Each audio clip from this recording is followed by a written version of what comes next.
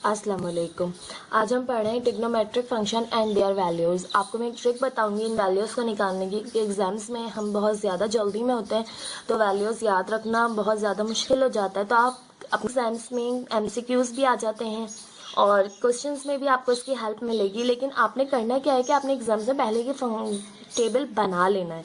अगर आप ये टेबल नहीं बनाते तो वैल्यूज़ कहीं ना कहीं कोई ना कोई जो है आपकी फ्लक्चुएट करेगी, क्योंकि याद रखना बहुत ज़्यादा मुश्किल हो जाता है। एग्जाम्स में प्रेशर बच्चे पे बहुत ज़्यादा होता है।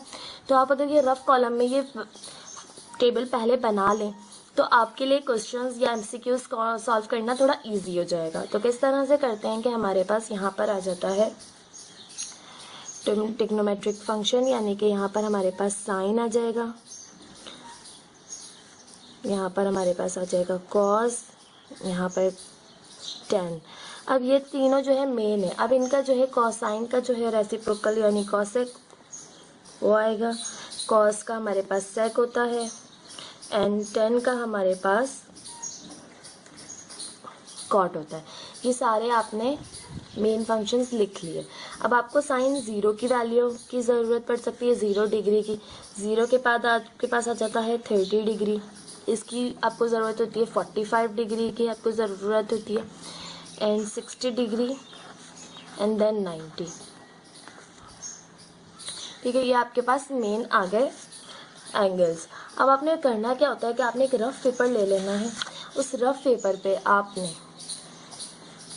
1 2 3 4 5 हमारे पास जो है वो वैल्यूज़ हैं। तो हम सबसे पहले स्टार्ट करेंगे, हम 0 से स्टार्ट करेंगे। 0 1 2 3 4 इस तरह से आपने वैल्यूज़ लिखनी है और सबसे बड़ा नंबर जो है उससे आपने सबको डिवाइड कर देना है। अब इन्हें सिंप्लीफाई कर लें। 0.4 0 ही होगा, 1/4 1/4 ही होगा, 2/4 जो है वो कैंसिल हो जाएगा, 2 1 2 2 2 4 तो 1/2 हो जाएगा, 3/4 3/4 ही रहेगा, यहाँ से 1 हो जाएगा। अब आपने इन सब का रूट ले लेना है।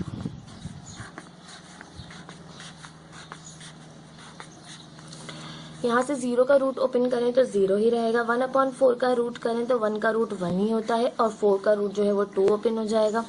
यहाँ से 1 का रूट 1 ही आ जाएगा, रूट 2 जो है वो बाहर नहीं आ सकता तो रूट जो है वो 2 अंदर ही रहेगा रूट के। 3 भी रूट के अंदर रहेगा क्योंकि 3 का रूट ओपन नहीं होता।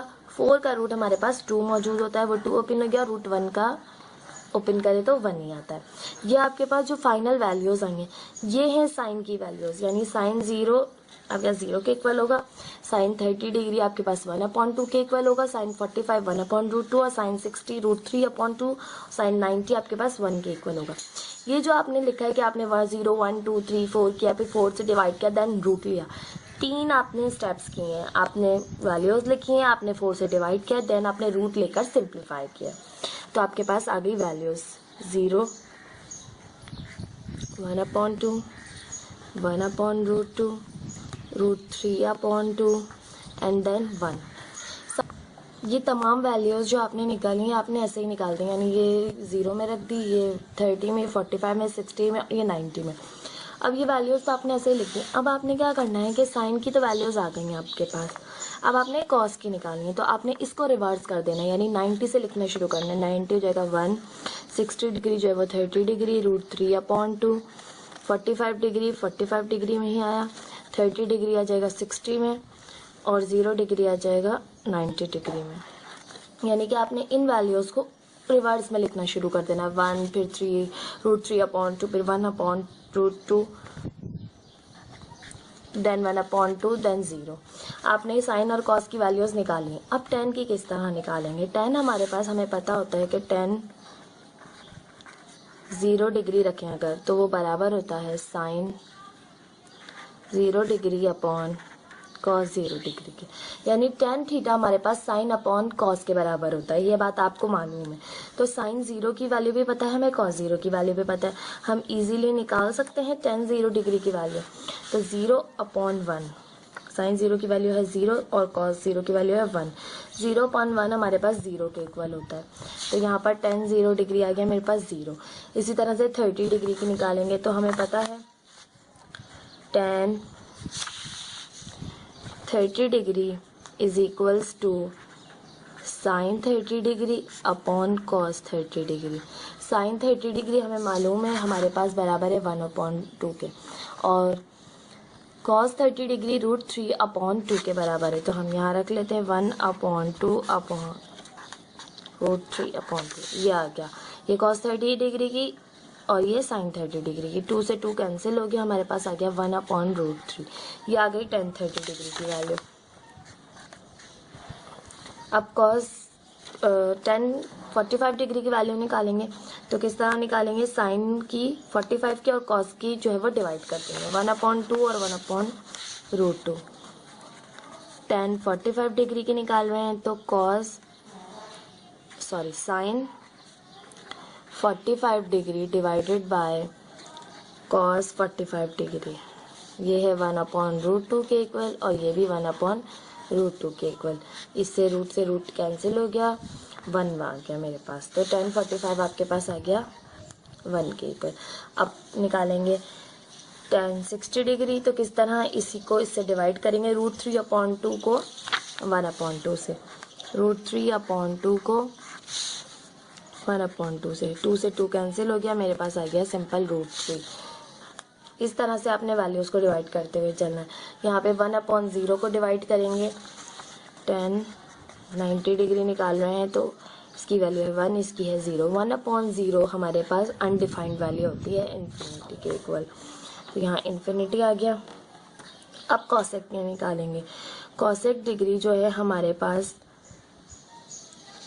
इसकी वैल्यूज़ बिल्कुल इसके उलट हो जाएंगी, यानी कि आपने इसको पलट देना है, इन वैल्यूज़ को पलट देंगे आप, तो आपके पास कॉसेक की वैल्यू आ जाएंगी। ठीक है, आपके यहाँ पे 0 के नीचे 1 है, 1 ऊपर गया 0 नीचे आया, तो ये अनडिफाइंड वैल्यू हो गई। यहाँ पे 2 ऊपर चला जाएगा 1 नीचे आ जाएगा, तो ये हो जाएगा 2 सिंपल। यहाँ पे √2 ऊपर चला गया 1 नीचे आ गया, तो ये हो जाएगा सिंपल √2।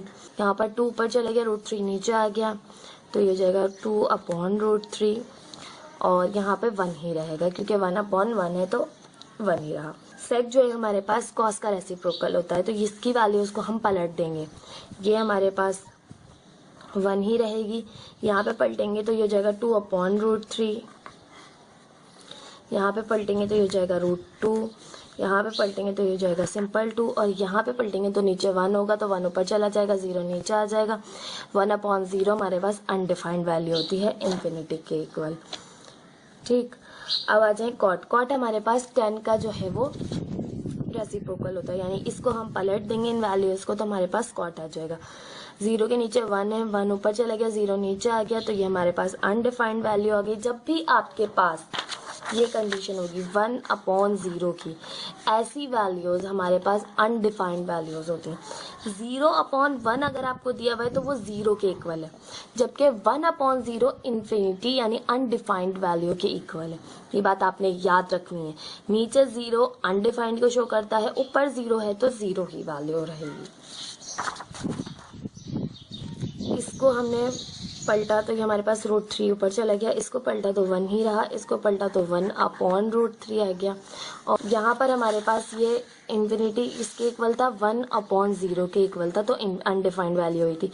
जब हम इसे पलटेंगे तो ये हो जाएगा 0/1, और 0/1 बराबर होता है 0 के, तो यहाँ हम लिख देंगे 0। ये हमारी ट्रिग्नोमेट्रिक फंक्शन और उसकी वैल्यूज़ हो गई। ये वैल्यूज़ आप निकाल लेंगे तो आपके लिए क्वेश्चंस या MCQ सॉल्व करना बहुत ईजी हो जाएगा।